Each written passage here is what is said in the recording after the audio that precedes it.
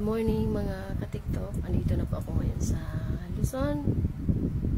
Masakit man, pero kailangan ko talaga mag-move on. Pero naano din naman, happy naman ako dahil pagdating ko dito, dumating naman yung package ko from Dubai, from Mary Jane. Hindi ko pa naman siya nakikita ng personal, pero super bait niya sa akin. Thank you, Ma'am Mary Jane Factor. Salamat sa package mo. May mga chocolates pa. Ganun talaga. Kasi pag mabait ka pala talaga, marami ka talagang nagmamas. Salamat. Tuwan-tuwa naman ako. Ang daming chocolates. Ang dami. Daming chocolates. Bigay sa akin ng Mary Jane. May mga ano pa, nuts. May nuts. Tapos, may mga teas. Tapos, mga damit. Ang daming damit. Ang daming damit, oh. Thank you. Tapos, may mga ano pa. Tawag dito. Shawl. Tama? Shawl. May mga shawl pa sa binigay sa akin. Daming damit! Mga shirts. Alam niya talaga, ang favorite ko talaga yung yellow, eh. Dami siyang binigay sa akin ng mga damit. Grabe naman. Ang dami naman ito, ma'am. Grabe ka naman. Oh, daming shirts. Ang daming shirts. Grabe. Nantawa ako. Kahapon na ito dumating.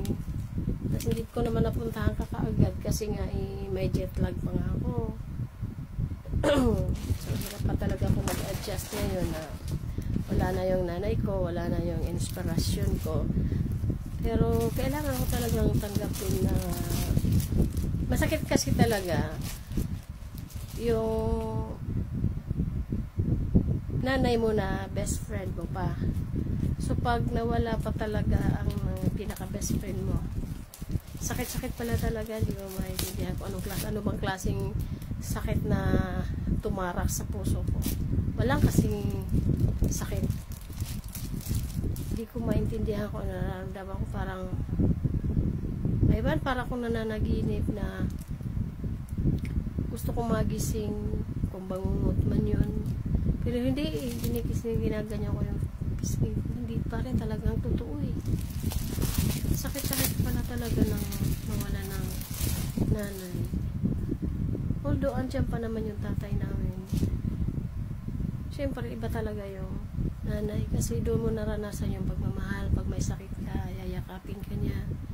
Pag may nangaaway sa'yo, kakampihan ka niya. Yung aalis ka, may taga-ayos ng damit mo. Yung damit mo, uli ka muna dito, ayusin ko. Malaya mo, mga memories na hindi ko makalimutan na yung pagmamahal niya sa akin na ginawa niya akong baby. Kaya ako nasaktan. Ang dami naman itong mga damit na ito, ma'am. Grabe ka talaga, Ma'am Mary Jane. Ang dami naman itong mga damit. Ang dami talaga. Oh, dami mga shirts. Oh, dami. May mga polos. Kadami, grabe. Thank you talaga, ma'am. Love you.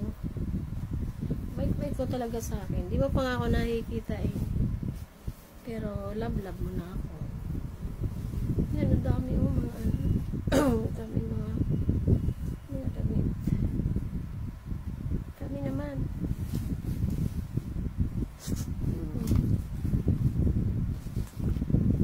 Ganun lang talaga ang buhay. Masakit talaga. Sobrang sakit. Yung bang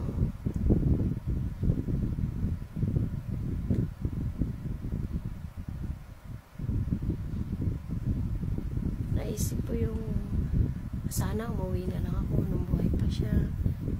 Naisip ko naman, kung uuwi naman ako na nakikita ko siya may sakit, hindi ko naman kaya. Magsisi din ako, ba't hindi ako umuwi agad? Lagi yan tinatawag yung pangalan ko.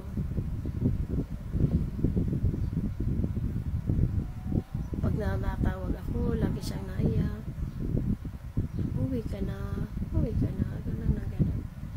masakit talaga dahil hindi ko napagbigyan yung gusto niya na umuwi ako. Kaya hindi ako makamove-on until now. Sakit-sakit talaga mawala ng ina pala talaga. Lalo na close siya sa akin. Anyways, wala naman ako magagawa dahil ang lahat talaga may purpose. Wala akong hinanakit, wala akong nararamdaman dahil ang lahat naman ng nangyayari sa atin dito sa mundo ay meron talagang ano yan, ibig sabihin purpose si God na ano hindi na para maging matibay din ako kasi may medyo may pagka-weak talaga ako pagdating sana sa mga ganyan sitwasyon. So kailangan talaga mapagtibayin ko pa ang sarili ko. Salamat sa mga nakiramay sa akin, kay Ma'am Mary Jane Factor, na grabe ang effort mo sa akin, ma'am. In return to that, magsisend din ako sa iyo. Ganyan lang yan. Nag-share ka ng love, then mag-share din ako ng love sa iyo. Ganun lang yan. Thank you talaga. Thank you so much. Ito, napakadami namang damit na to. Daming chocolates, lahat. Nag-effort ka talaga sa akin. Thank you so much. Mga ka-TikTok ko, lahat ng mga friends ko, thank you so much sa nakiramay sa akin. Sa bigat ng nararamdaman ko until now na hindi ko pa ako makapag-move on. Mawawala din ito. Basta importante lang is ang pananalig o paniniwala ko kay God. Kung paano niya ako hinubog at then paano ako maging ako. Kung paano ko tanggapin kung ano kung sino ako. Sa ngayon, lalo kong pagtitibayin yun. Salamat po sa lahat. And good morning po. Thank you sa lahat. Thank you sa lahat ng nakiramay sa akin. Lalo na po sa inyo, Ma'am Mary Jane Factor. Thank you and I love